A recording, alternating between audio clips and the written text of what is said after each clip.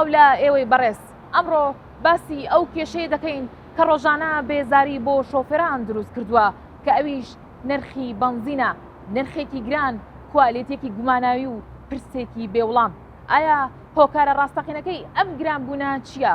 بۆ بە بەردەوامی نرخەکەی لە بەرزیدایە؟ بۆ ڕێگە نادرێت کە نرخەکەی جێگیر بکرێت؟ شۆفێران گرفتەکانیان چییە؟ ئەمڕۆ لەگەڵ شۆفێراندا دەبین بۆ ئەوەی گوێ لە ڕاستیەکان بگرین و ببینین کە کێشەکانیان لەکوێدایە. لەگەڵمان بن.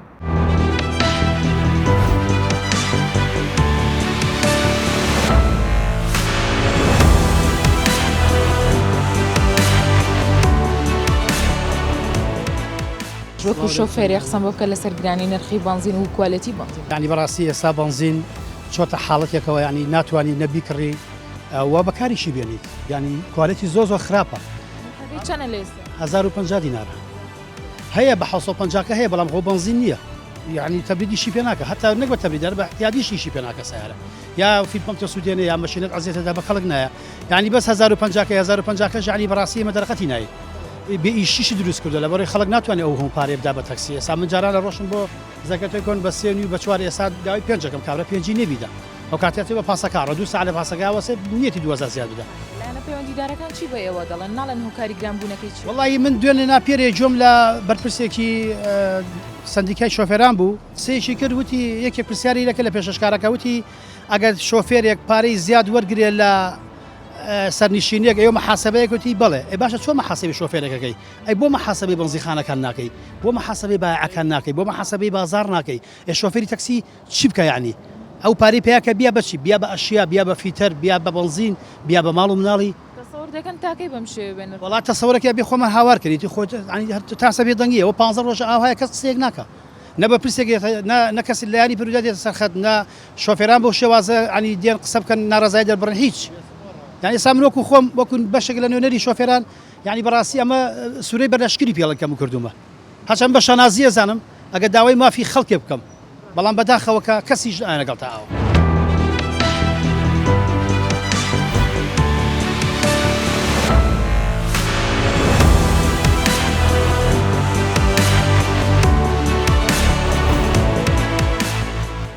شۆفێرە گرانی نرخی بنزین هەروە کوالێتەکەی چ کاریگەریکی لە ئێوە کرد؟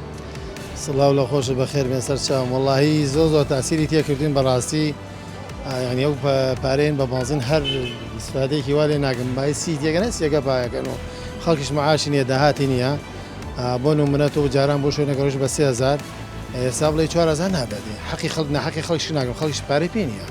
گرفتەکانتان گەیاندوتە لایەنی پەیوەندیدار؟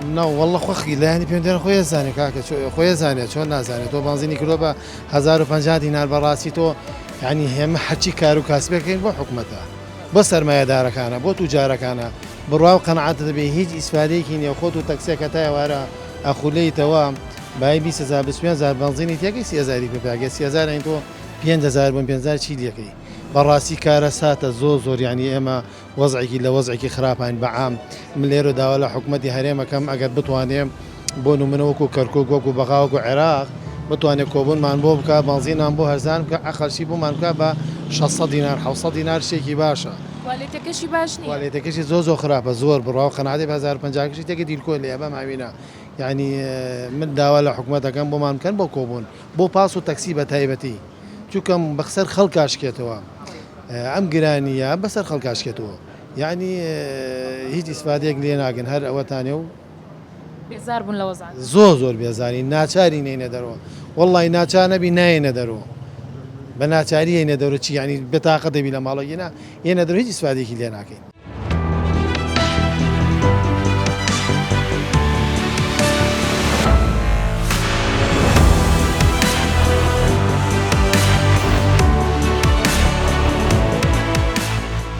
سڵاو لێ بێتۆم کاتت باش، باسێکی گرانی نرخی بنزینم بۆ بکە بۆ وای لە شۆفێران کردووە کە وایان لێ هاتووە ناڕەزایەتی دەرببڕن بێنە سەر شەقامەکە. سپاس بۆ بەرنامەکە، دەست خۆش بە سپاسانەکەم. نرخی بنزین کارێکی کردووە، یعنی ناتوانانی بێتە دەرەوە بەیژ، دێتە دەرەوە هەروەی نایتە دەرەوە هەروەی. نرخی بنزین گران بووە، داخلی هەرزان بووە، یعنی بەعکسی هەموو شتێکەوە. کاتێک کیلۆیە گۆشت لای ئەو حاجە ڕەحیمە بە 12,000 بوو، داخلی لێرە بە 3,000 بوو، بنزین بە 500 دینار بوو. ئێستا بنزین بۆ بە 1050 داخلێقال بە دونیا بی یعنی تەواو ناخۆش و نازانی چی بکەیت قسەش لەگەڵ بنزین چۆنە زۆر خراپە زۆر خراپە کوالەتی بنزین طبعا من بنزینی باشی شتێکم بە حیاتی ئەم 750 حکومی ئەو شتانە شتێک نەبە بەلامەوە چونکە ئەزانم 50 نار هەرزانتر بێ کوالەتیان دابەزانەوە لەقەدەر 50 نارەکە کوالەتیان دابەزانەوە ڕۆژانە چەندێگەی بە بنزین تقریبا 15 بۆ 20 هزارەی بە بنزین بۆ گرێت ئەیگرێتەوە بڵی ناگرێتەوە ئەمە شتێکی ڕاست نییە بەڵام شتێکە بۆ نامێنێتەوە کە ئیسادی لێ بکەیت بۆ تۆ بۆچی یتە دەرەوە ماڵ و مناڵ و کەسابەت و مەسەفی ماڵ و مناڵ و کۆمەڵش بنزین بەم شێوەیە لە گۆڕانکاریدا دەبێت پێ دوایە هۆکارەکەی چی ئاوا گۆڕانکاری تەنها ئەم حکومەتە هیچ هۆکارێکی تر نییە هیچ هۆکارێکی تر نییە تەنها ئەم حکومەتەیە هیچ هۆکارێک نییە بۆ گرانی بنزین تەنها ئەمان نەبێت بۆ لە 15 حافظەی عێراق بە 450 نارە لێرە ڕۆژ بە ڕۆژ 50 نارێزە سەر هەموو ئەم برادرانەمان لێرە هەرێکیان نافرێک با لەو سەرێتەوە هەڵە 50 نارگران بووە ئامادە نەگەر گرانتر بێت بیکڕن مەجبوری شتێک نییە ینی ناتوانانی بڵێ نایکڕم ئەمە شتێکە دوورە لە ڕاستیەوە هەر ئەیکڕی بەڵام تۆ ڕۆژانە زیاتر لە داهاتەقی تۆ کەمەکات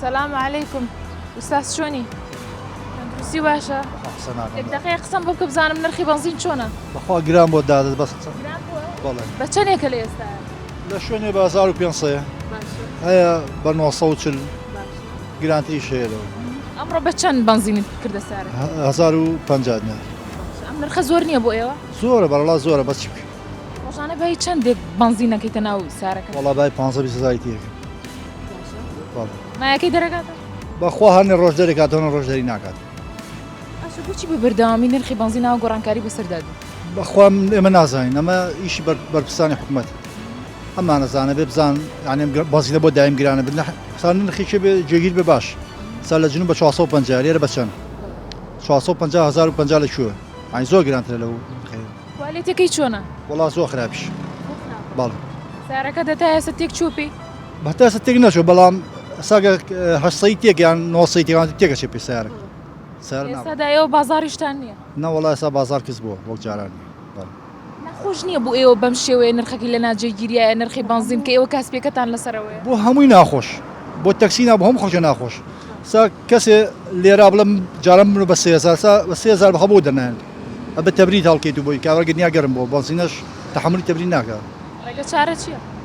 وڵا بەسەوەی بنزین هەرزان بەس هەرزان بێ بنزینەکە هەرزان بێ باشترە بۆ ئێمەش بۆ خەڵکی باسی سەرنشین سوارە بێ لەگەڵ هەرزانە بێ وڵی بڕوا ناکەم بڵم چی نرخەکەی گرانتر بێ ئێوە ئامادەن کە هەر بیکڕن ئەمە ئەزای چۆن ئامادەی چێ بێ ناچاری ئەمە بیکڕین ئیشەکەمانەوەیە بەس تۆ سەبە لە بەرپرسانی حکومەت بپرسێ ئەمە هەرزانە بێ هەرزان نابێ هەروە بەرزترە بێتەوە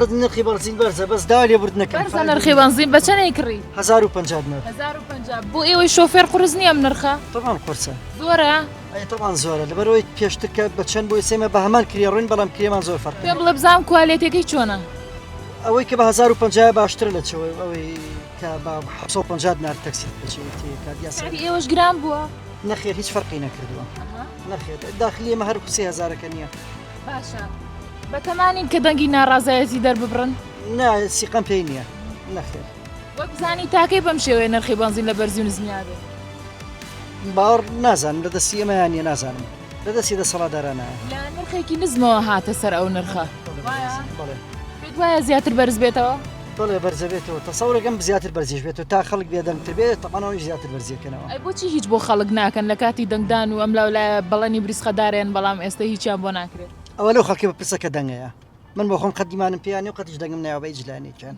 هەر ئیمانم باڵبژاردنیش نییە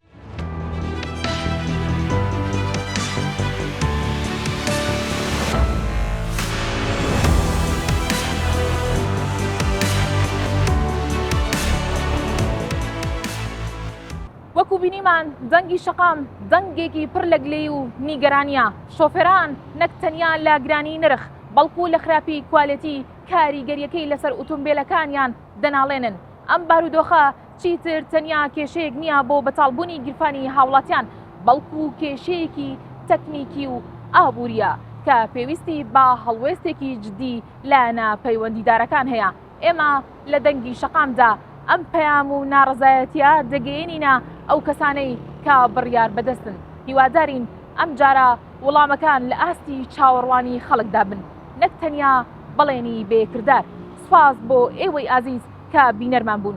هیوادارم لە ئاڵلقەیەکی تر و کێشەیەکی دیکەی شەقامدا بە ئەنجامێکی باشترەوە یەکتر ببینینەوە.